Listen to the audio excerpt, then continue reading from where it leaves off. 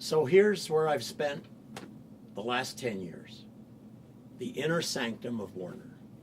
Here's the tools we have, like this great hoe for digging in the soil in West Africa that we bought from a peasant. He wanted $2, we bought it for 10.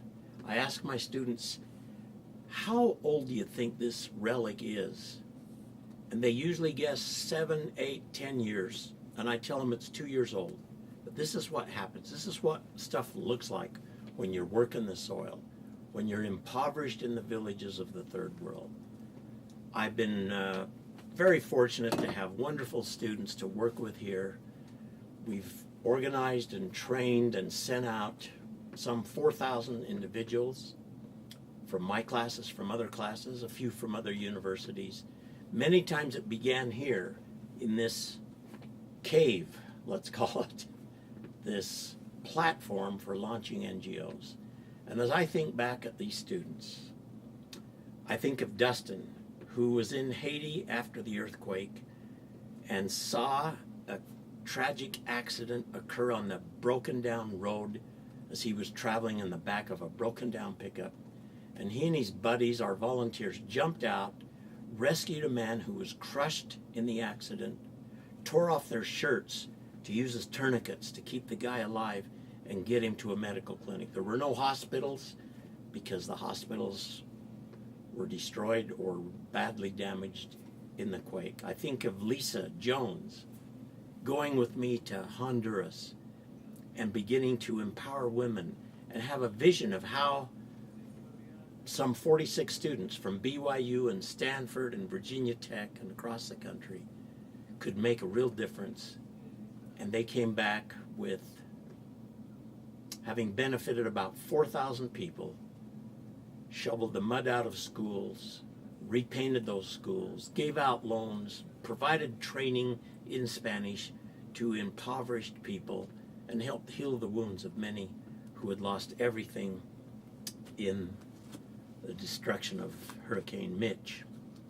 I think of Sarah, who helped us organize a team following the terrible tsunami, the earthquake and tsunami, and volunteered for 4 years afterward while she finished school, while she graduated from graduate school, while her husband served in Iraq. She worked 20 hours a week for all those years to help that organization, Wave of Hope, or as we later called it, Empowering Nations, to make a difference. And we went from Thailand then to Ghana, Panama, other places in Latin America. So now Warner is retiring. That doesn't mean I'm going home to sit on a lazy boy chair and watch TV and play video games like some of my students do all the time. This is Warner transitioning from a BYU career to a global social entrepreneur career. My hope, my dream, my plan is to have lots of years of help. I'm in the process of rebooting Warner.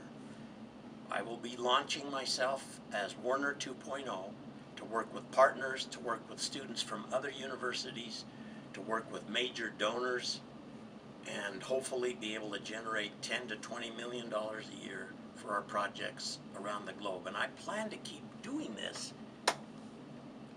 until my students' children come back to this community or find me on Facebook or find me on the internet and say, my mom told me about when you guys went to Honduras, or when you started this project in Nicaragua, or how you were chased in Uganda by guys that wanted your passports and your money. And I'll be able to say, yeah, I vaguely remember that. I certainly remember your dad. I remember your mom. And we've been blessed to be collaborators and partners all these years. We're trying to figure out how we can really change the world. I think it's up to us to make that happen.